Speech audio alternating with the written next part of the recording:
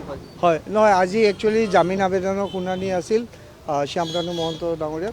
আৰু জিম্মা পিটিশ্যন এখনো তেওঁ দিছিল সেইখনৰো শুনানি ডেট ধাৰ্য কৰা আছিল লগতে চাৰ্জ হিয়াৰিঙৰো ধাৰ্য আছিল কিন্তু বেল পিটিশ্যনখন ইমান দুই পক্ষৰ আৰ্গুমেণ্ট হৈছে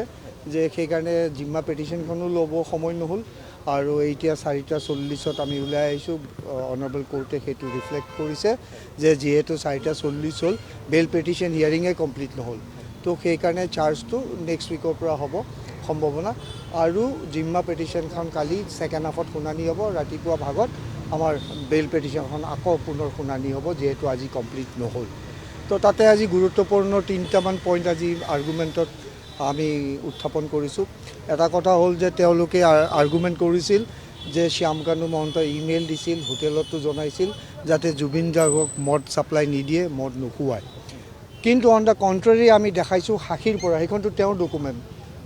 আমাৰ প্ৰচিকিউশ্যনৰ ডকুমেণ্ট নহয় আমি এইটো কৈছোঁ যে সেইটো প্ৰচিকিউশ্যনৰ ডকুমেণ্ট নোচোৱাকৈ কোনো পৰ্যায়ৰে প্ৰাইভেট ডকুমেণ্টছ বৰ্তমান ষ্টেজত চাব নোৱাৰে কাৰণ আইনত এইটো ব্যৱস্থা নাই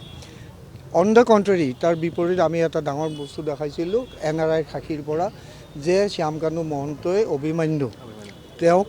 মদৰ বটল এটা কিনি আনিব দিছিল কি ব্লেক এণ্ড হোৱাইট ব্ৰেণ্ড নেকি আনিব দিছিল আৰু সেইটো তেওঁ বাই কৰি আনি তেওঁ লবিত শ্যামকানু মহন্তক হেণ্ড অভাৰ কৰিছিল আৰু শ্যামকানু মহন্তই এইটো আকৌ হেণ্ড অভাৰ কৰিছিল জুবিনক অৰ্থাৎ এইটো ইয়াত যোৱাৰ আগে তো সেই গোটেই বটলটো আনফৰ্চুনেটলি জুবিন গাৰ্গক ড্ৰিংক কৰাই দিয়া হৈছিল যাৰ ফলত নেকি তেওঁৰ গাটো যথেষ্টখিনি অসুবিধা হৈছিল চ' আমি কোৰ্টত দেখাইছোঁ যে তেওঁ একফালে কয় মদ দিব নালাগে আৰু একফালে আকৌ নিজেই মদ খোৱাবৰ কাৰণে বটল আনি দিছে আৰু ছেকেণ্ড আৰ্গুমেণ্ট এটা তেওঁ ৰেজ কৰিছে যে তেওঁ পলাই নাযায় ফ্লাইট ৰিস্ক নাই তো আমি দেখাইছোঁ যে তেওঁৰ প্ৰতি লুকআউট চাৰ্কুলাৰ অলৰেডি দিয়া হৈছিল তেওঁ তদন্তত অহা নাছিল আমি তেওঁক এই LOC দিয়াৰ পিছতে তেওঁ বাধ্য হৈছে আহি ইনভেষ্টিগেশ্যনত পাৰ্টিচিপেট কৰিবৰ কাৰণে আৰু এটা ইম্পৰ্টেণ্ট পইণ্ট আৰ্গুমেণ্ট কৰা হৈছিল যে তেওঁ বহুত দিন হ'ল জেলত আছে সেইকাৰণে বেলত দিব লাগে তেতিয়া আমি কাউণ্টাৰ ৰিপ্লাই দিছিলোঁ যে সেইটো কোনো পৰ্যায়ৰে গ্ৰাউণ্ড হ'ব নোৱাৰে তেওঁৰ মাত্ৰ আজি 190 দিন মানে হৈছে আৰু সেইটো এটা ছাফিচিয়েণ্ট ডিটেনশ্যন পিৰিয়ড নহয় আৰু অনাৰেবল হাইকোৰ্টে এইটো আৰু গভৰ্ণমেণ্টৰ ইনিচিয়েটিভত এইটো এটা ফাষ্ট ট্ৰেক কৰি দিয়া হৈছে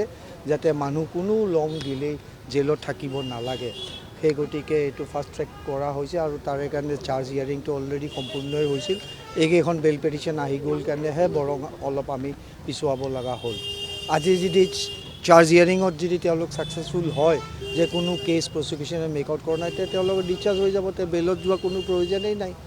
কিন্তু যদি চাৰ্জত ডিছচাৰ্জ নহয় অৰ্থাৎ চাৰ্জ ফ্ৰেম হয় তেতিয়াহ'লে বেলৰো তাৰমানে মেৰিট নাই সেইকাৰণে চাৰ্জ ফ্ৰেম হৈছে তো এই চব আমি আজি উত্থাপন কৰিছোঁ অনাৰেবল হাইকোৰ্টে গোটেইখিনি পইণ্টছ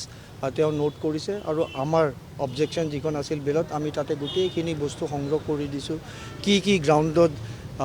বেল দিব পাৰে সেইখিনি অনাৰেবল সুপ্ৰিম কোৰ্টে ভেৰিয়াছ হাইকোৰ্টছে কৈছে সেইখিনি পেৰামিটাৰ ইয়াষ্ট্ৰিক যি আছে সেইখিনি মতে তেওঁলোকে কোৱালিফাই নকৰে বেল পাবলৈ সেইকাৰণে ৰিজেক্ট কৰিব লাগে বুলি আমি দেখাইছোঁ অনাৰেবল কোৰ্টক চ' অনাৰেবল কোৰ্টে এতিয়া চালি জাৰি চাই এনালিচিছ কৰি যেতিয়া সময় আহিব তেতিয়া অৰ্ডাৰ দিব তেতিয়া আমি গম পাম যে আচলতে বেল দিয়া কেছ হৈছে নে বেল ৰিজেক্ট কৰা কেছ হৈছে ডেফিনেটলি ইম্পৰ্টেণ্ট পইণ্ট কাৰণ তেওঁ ব্লয়িং হট ব্লয়িং কোল্ড বুলি মই কৈছোঁ যে একফালে তেওঁ দিন একফালে ৰাতি ইপিটি সিপিটি নিমিলা অংক এটা কেনেকুৱা যে তেওঁ কৈছে মই মেইল দিছোঁ যাতে জুবিন গাৰ্গক কোনো পৰ্যায়ৰে মদ নোখোৱাই মদ নিদিয়ে আনহাতে তেওঁ অভিমন্যুৰ থ্ৰুৰে NRI থ্ৰুৰে এইটো স্পষ্টভাৱে সাক্ষীত আহিছে এভিডেঞ্চৰ উইটনেছত আহিছে সেইটো যেতিয়া আমি সাক্ষীবাদী ল'ম তেতিয়া এইটো এভিডেঞ্চলৈ পৰিণত হয় এতিয়া বস্তুটো হ'ল যে ইনক্ৰিমেণ্টিং মেটেৰিয়েলছ যে যথেষ্ট ডাউট কৰিব লগা তেওঁৰ প্ৰতি এভিডেঞ্চ আছে সেইটো আমি কোৰ্টত দেখাইছোঁ আৰু এটা আছিলে যে সিদ্ধাৰ্থ শৰ্মাই বেল আবেদন এখন দাখিল কৰিছিলে কিন্তু এফিডেভিটত তেওঁৰ ভুল ৰৈ গৈছিলে আৰু আজি নতুনকৈ দাখিল কৰিছিলে কিবা এফিডেভিট নাই তেওঁ আজি লাষ্টত সেইটোৱে অনাৰেবল কোৰ্টে তেওঁৰ উকিলক অনলাইনত সুধিছিল যে আপোনাক নিৰ্দেশ দিয়া হৈছিল এটা কোৰ্টৰ ডাইৰেকশ্যন কেতিয়া আছিল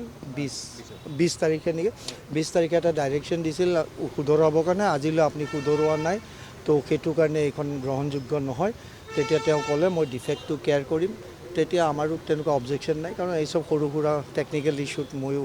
টু বি অনেষ্ট ঠিক নাপাওঁ অবজেকশ্যন দিব। চ' মেৰিটত আমি ফাইট কৰিম যেতিয়া তেওঁ শুদ্ধ এখন পিটিশ্যন ফাইল কৰিব। এক প্ৰকাৰ খাৰিজ হোৱা বুলি ক'ব পাৰি যিখন দাখিল কৰিছে। নহয়, খাৰিজ কৰা নাই, পেণ্ডিঙত ৰাখিছে for curing the defect. Court ফি দিব, কাৰণ তেওঁৰ ইয়াতে কোনো লোকেল উকিল নাই, তেওঁলোকে দিল্লীৰ পৰা কণ্ডাক্ট কৰে,